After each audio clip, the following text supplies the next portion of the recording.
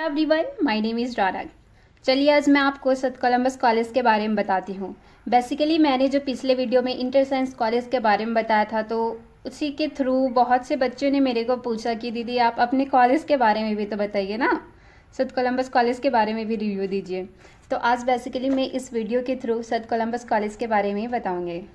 आप बताती हूँ कि मैं क्या क्या बताऊँगी आखिरकार कॉलेज के बारे में। मेरा भी 3 साल लगभग बीत ही चुका है, तो अब इतना तो मेरे पास भी एक्सपीरियंस आ चुका है कि यस मैं उसके बारे में बता सकती हूँ। तो पहले तो मैं बताऊँगी आखिरकार उसमें एडमिशन कैसे लेना है, कौन सा स्ट्रीम में लीजिएगा, वो भी तो जरूरी है ना। कि यस ऐसा नहीं है कि जस्ट ग्रेजुएशन ले लिया तो ग्रेजुएशन का डिग्री लेना है, पढ़ाई भी तो करनी है ना, तब तो पास होइएगा। वैसे तो पास नहीं होइएगा ना बिना पढ़े हुए। तो पहला तो एडमिशन प्रोसेस क्या है, फैसिलिटी क्या है, स्टडी होती है नहीं होती है, टीचर्स आते हैं नहीं आते हैं, रेगुलर क्लासेस होती है नहीं होती है, प्लस सबसे इम्पोर्टेंट वहाँ का कैंपस कैसा है। ऑब्वियस है, पहला तो बच्चा वही देखता है ना, कैंपस कैसा है, क्या फैसिलिटी होती है, लाइब्रेरी दिया जाता है नहीं दिया जाता है। बच्चा पढ़ने के लिए गया तो वो चीज़ तो होना ही चाहिए ना इसी के लिए। तो इन सभी चीज़ों के बारे में मैं इस वीडियो के थ्रू आप लोग तक जानकारी प्रोवाइड करूँगी। तो पहला है तो मैं ये बताऊँगी कि आखिरकार एडमिशन लेना कैसे है, एडमिशन होगा कैसे। बच्चा जस्ट सर्च करता है कि यस सत कोलंबस में एडमिशन कैसे ले, वहाँ जितने भी प्रोग्राम्स चलते हैं उसके थ्रू वो कैसे इनरोलमेंट होए, ये भी तो जरूरी है ना कि नहीं। यस जरूरी तो है। पहला देख लीजिए कि एडमिशन प्रोसेस क्या है। फर्स्टली तो हम लोग को चांसलर पोर्टल पे जा कर के एडमिशन करना पड़ता है, इनरोल साइन अप करना पड़ता है वहाँ पे जा कर के।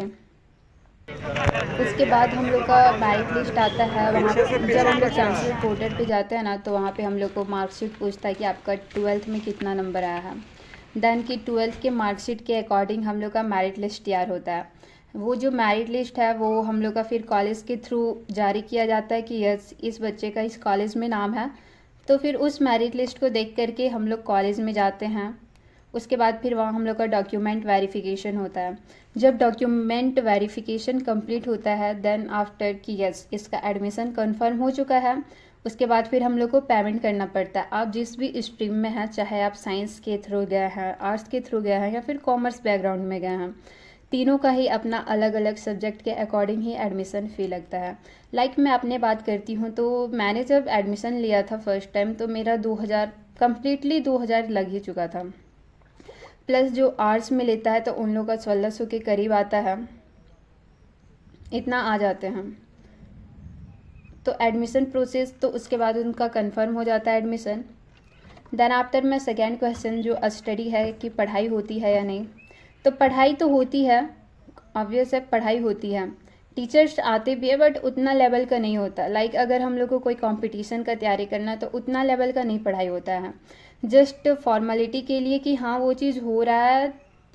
तो मतलब बहुत ही कोई कोई अच्छे टीचर्स होते हैं जो कि डीपली समझाते हैं, बट हर एक टीचर्स वैसे नहीं होते हैं ना। कोई बहुत ही है कि बहुत अब ऊपर ऊपर से समझा दिए कि यस उसके बारे में बहुत ही कम टॉपिक्स ही वो चीज़ लेते हैं।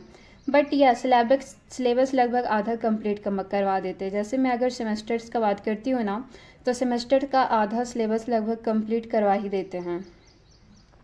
तो ऐसा नहीं है कि वहाँ पे पढ़ाई नहीं होता है। अगर मैं दूसरे कॉलेज के कंपेयर में बात करूँ ना, दूसरे यहाँ भी मैं रामगढ़ से बिलोंग करती हूँ, रामगढ़ कॉलेज, तो रामगढ़ कॉलेज में भी क्लास होती है, बस बहुत ही बच्चा वहाँ पे बोलता है कि नहीं मतलब पढ़ाई अच्छी नहीं होती है, क्लासेस नहीं होते हैं।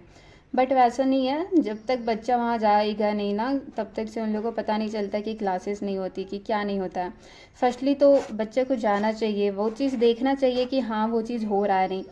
मैं खुद बात करूँ तो मैंने ऐसा नहीं है कि मैंने कभी भी कॉलेज एब्सेंट नहीं किया है, मैं रेगुलर जाती हूँ। ऐसा नहीं है कि आज नहीं गई कल नहीं गई, ऐसी कुछ भी नहीं है, मैं रेगुलरली ही जाती हूँ कॉलेज।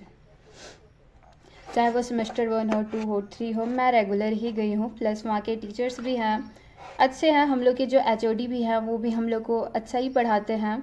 प्लस जितना सिलेबस रहता है वो सिलेबस कंप्लीट करवा देते हैं, और एग्ज़ाम में वहीं से क्वेश्चंस भी आता है, ये है। तो हम लोग का जो है केमिस्ट्री में तो अच्छा ही पढ़ाई होता है। अगर मैं मैथ्स का भी बात करती हूँ तो मैथ्स डिपार्टमेंट में भी अच्छा होता है। हिस्ट्री में भी अच्छा होता है, ज्योग्राफी का भी लगभग रेगुलर क्लासेस होते ही हैं, तो लगभग सब सब्जेक्ट का अच्छा ही होता है। और प्रैक्टिकल्स वगैरह भी वो जो होते हैं, लैब वगैरह सब लैब भी होते हैं वहाँ पे।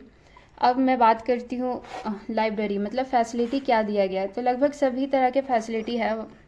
जैसे कोई भी चीज़, जैसे वहाँ पे रहने के लिए हॉस्टल्स फैसिलिटी भी दिया गया है, गर्ल्स के लिए भी है, प्लस खाने के लिए भी दिया गया है, मैथ्स वगैरह सब अवेलेबल है वहाँ पे।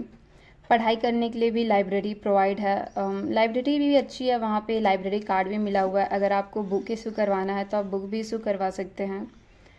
लाइब्रेरी में जाकर के आराम से 6 घंटा बैठ करके पढ़ सकते हैं। 10 से 4 बजे तक लाइब्रेरी खुला रहता है, आप जाकर के ईज़िली वहाँ पे पढ़ सकते हैं। वहाँ का माहौल भी अच्छा है, ऐसा नहीं है कि रैगिंग वगैरह होता है, वैसा कोई रैगिंग्स वगैरह नहीं होता है। जस्ट अगर आप पढ़ने के लिए गए हैं और साथ में अगर एक्स्ट्रा अगर आपको कंपटीशन का तैयारी भी करना है तो आप वहाँ पे जा कर के कर सकते हैं। वहाँ पे लाइब्रेरी रहती है, आप आराम से जाइए सुबह में और आराम से 6 घंटा से जा कर के पढ़ सकते हैं और फिर आ सकते हैं। वहाँ कोई ऐसा नहीं है कि रैगिंग किया जा रहा है बच्चों को, वैसा कोई माहौल नहीं है वहाँ पे, अच्छा माहौल है, आप जा कर के वहाँ पे पढ़ सकते हैं। अगर आप भी एक अच्छा कॉलेज खोज रहे हैं कि यस मेरे को वो चीज़ करना है, वहाँ से स्टडी करना है, तो कोलंबस अच्छा है। अगर आपको ग्रेजुएशन करना है तो ये तो हम लोग को भी पता है, हम लोग के जो पापा मम्मी हैं वो सब भी वहीं से किए हुए हैं, तो उतना तो हम लोग को भी हो गया कि yes that is the good. But बोला जाता है ना कि नहीं, टाइम के अकॉर्डिंग वो चीज़ चेंज होता है, बट वैसी कोई बात नहीं है, अभी भी वो अच्छा कॉलेज ही है, अच्छे रैंक पे ही आता है वो चीज़, तो दैट्स गुड। तो मैं इस वीडियो में बस इतना ही बताती हूँ। नेक्स्ट अगर आप लोगों को किसी प्रकार का कोई भी क्वेश्चंस होगा तो आप कमेंट सेक्शन में वो चीज़ लिख दीजिएगा, मैं उसका आंसर्स बताने की कोशिश करूँगी। Thank you.